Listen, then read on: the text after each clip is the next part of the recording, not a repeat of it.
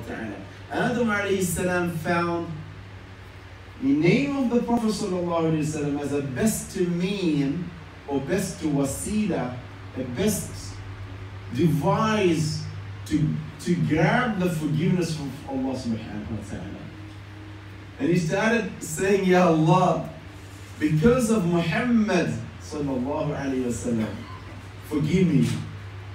And Allah subhanahu wa ta'ala asks, as it has been reported by Imam Hakim and many other authentic books of hadith talk about it, that Allah subhanahu wa ta'ala asked, Oh Adam, how do you know about Muhammad? Where did he get this information about him? We haven't created any second person or any child from you other than Hawa. So how do you know about him? So Adam alayhi salam replied, Ya Allah, I've seen the name of Muhammad sallallahu alayhi wa sallam written right next to your name. La ilaha illallah Muhammadur Rasulullah sallallahu alayhi wa sallam. Not my name, being the father of the mankind. Not name of any other prophets.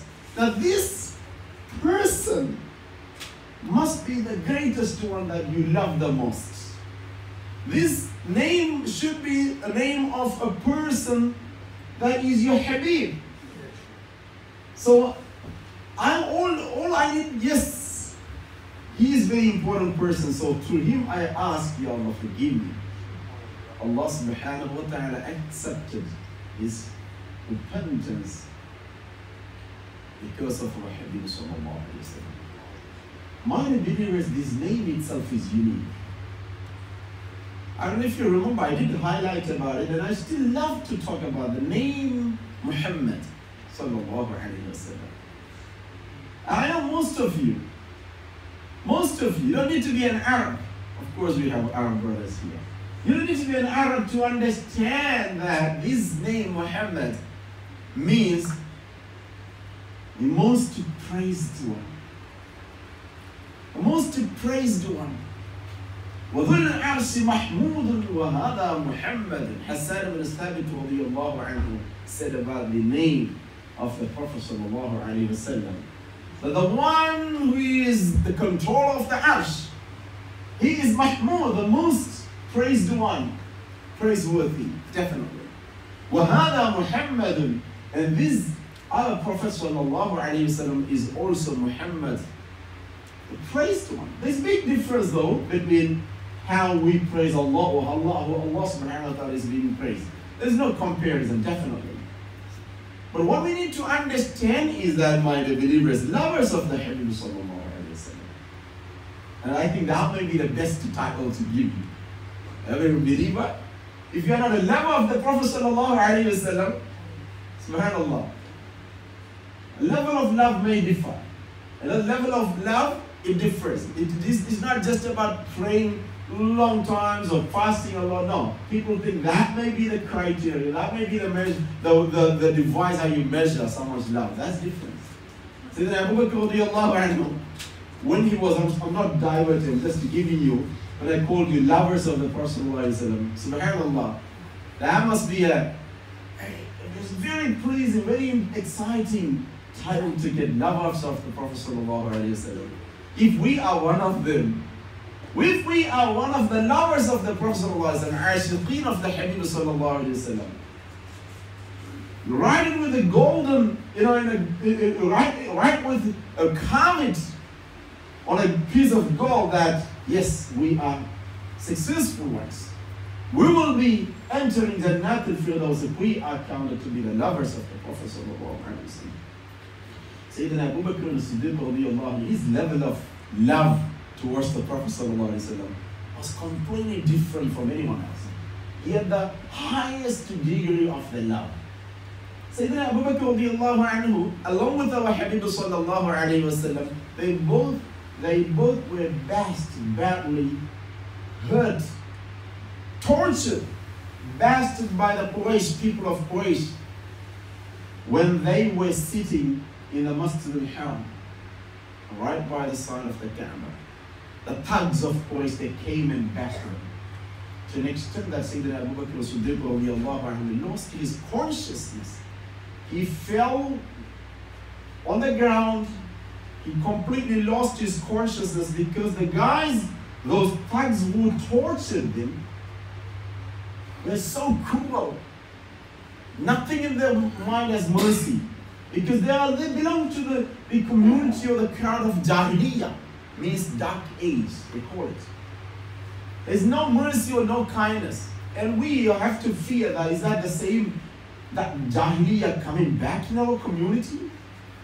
You know, when what the guys were supposed to be guides for us, or examples, role models for the rest of the world, when they act so brutally to people, when they torture individuals because they want to protect their power, we just many times I thought, Ya Allah, this is catastrophic. This is a disaster.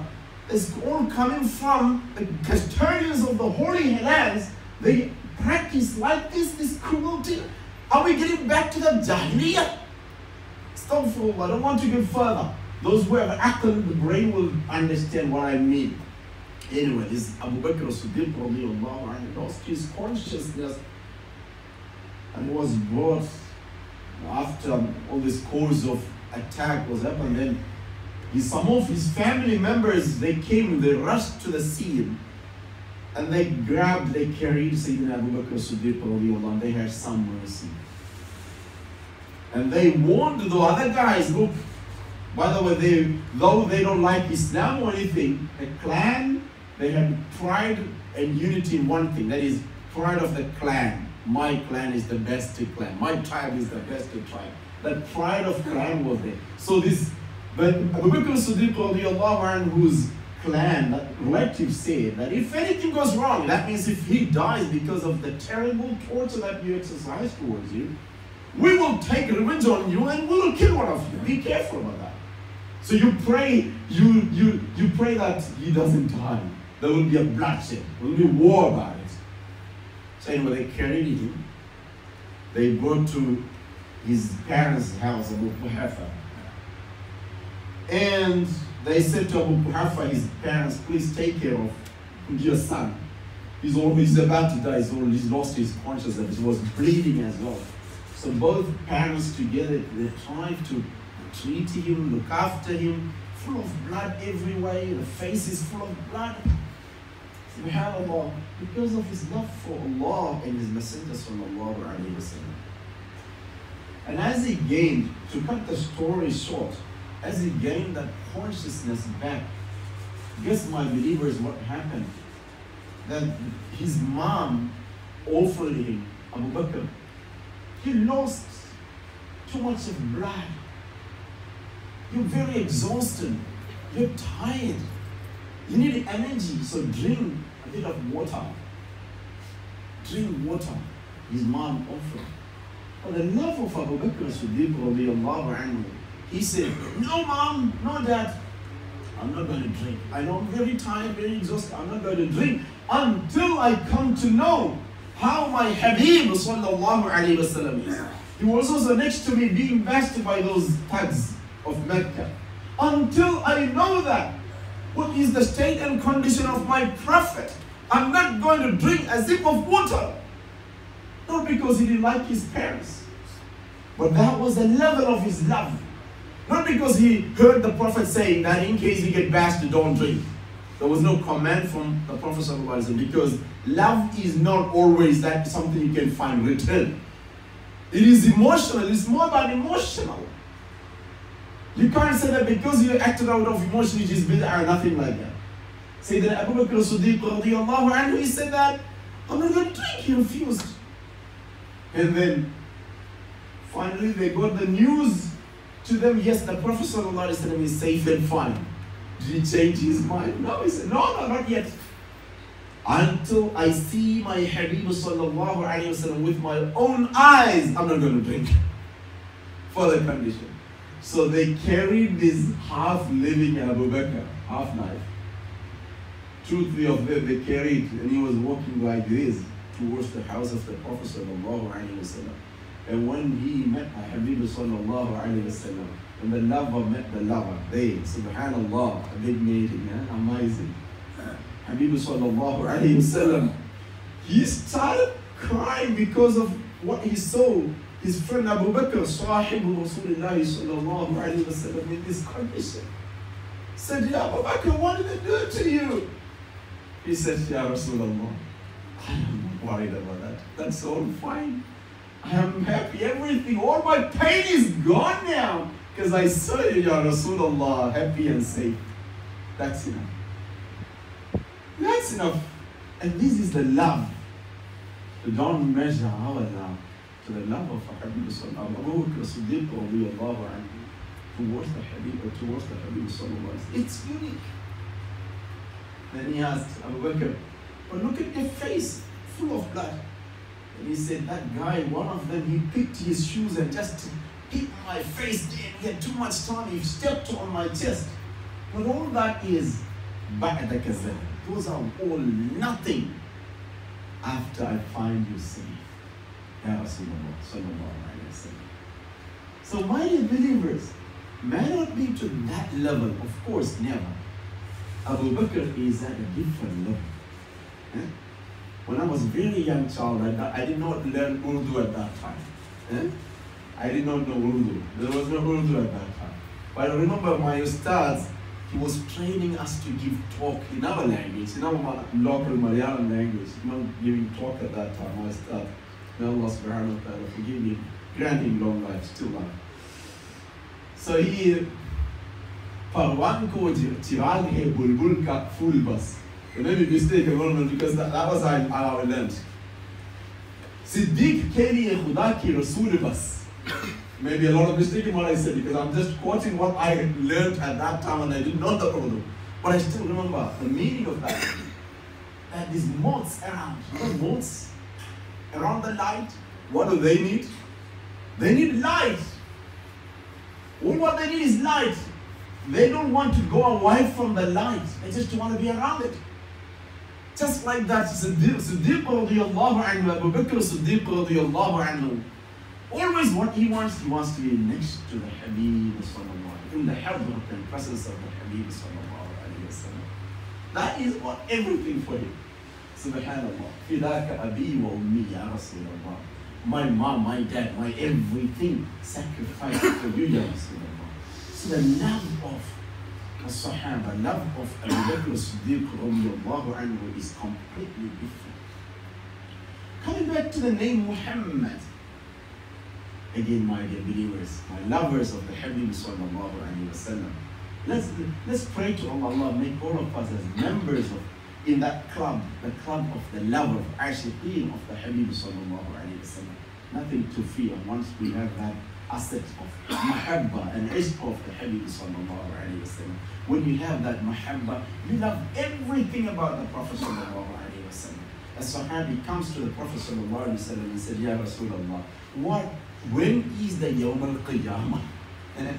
Now some people are very interested to know a few things that, people, if I ask the children, what kind of story you want? Imam, could you tell us about Dajjal? Dajjal? Can you tell us about how Yawm al-Qiyamah, about Yajuj wa Majuj? Like this Sahabi was excited to know, Mata Sa'ati ya Rasulullah, when is the Yawm al-Qiyamah? Ya Rasulullah sallallahu alayhi wa sallam.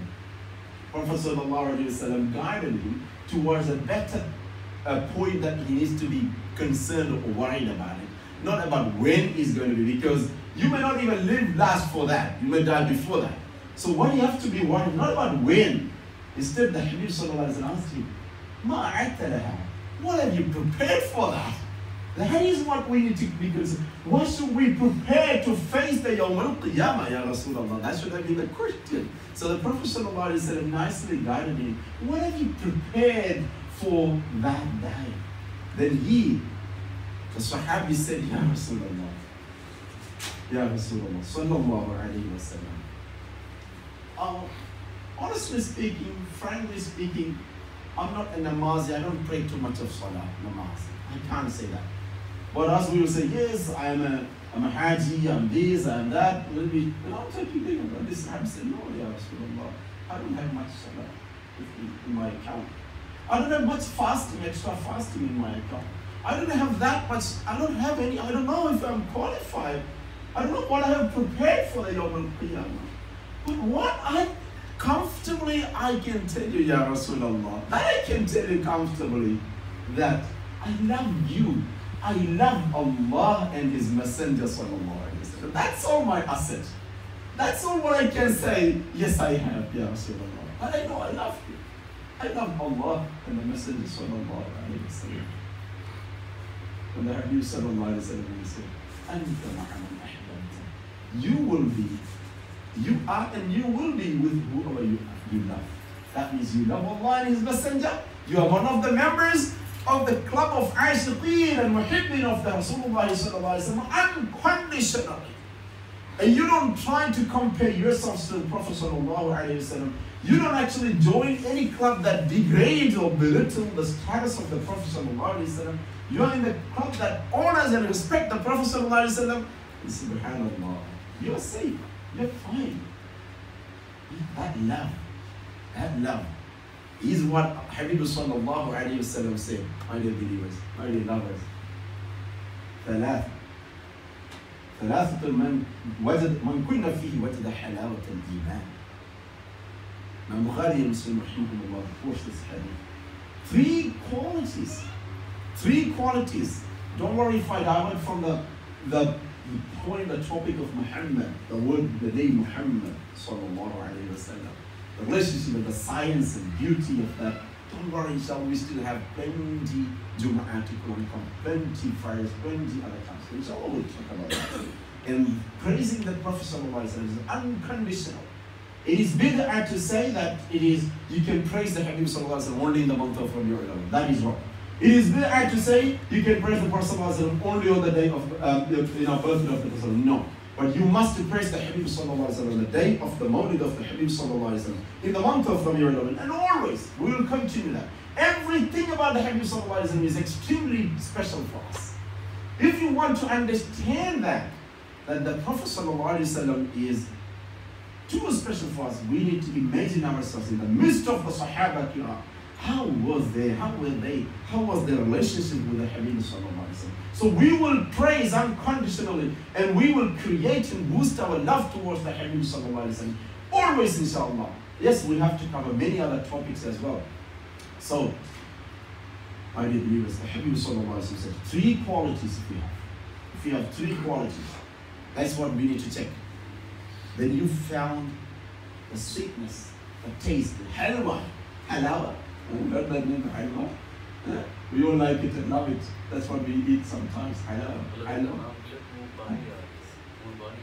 Yeah. MashaAllah. Halwa. Okay? That halawa, that sweetness, that yummy sweetness you find of iman that you will get when you have these three things in your life. One is that أن يكون الله ورسوله أحب إليه مما سواهما. أن يكون الله ورسوله أحب إليه مما سواهما. Allah and His Messenger Sallallahu Alaihi Wasallam should be the most loved ones. We should love Allah and the Messenger Sallallahu Alaihi Wasallam the most. If you think that is what is happening in your hearts and minds, and you express that, you express it in the nasheed, in the way poems, in the talking, in the stories, okay, and you keep saying طَلَعَ الْبَدْرُ عَلَيْنَا مِنْ ثَنِيَّاتِ الْوَدَاعِ. And you love to hear مولاي صل وسلم دائما أبدا على حبيبك خير الخلق كلهم. You love to hear more and more about the Habib Sallallahu Alaihi Wasallam. And if you don't like to hear that, check yourself. There is something wrong with it. Because your Habib Sallallahu Alaihi Wasallam has to be praised. It's not your decree, it's not my decree, it is from Allah Subhanahu wa Ta'ala. Because He named him, not the day he was born. Not the day when he was born. If his Sallallahu Alaihi Wasallam's name Muhammad was returned on the arsh, right at that time when Sayyidina Adam alayhi salam saw that name La ilaha illallah Muhammad Rasulullah returned in Jannatul Firdaus, that means that name was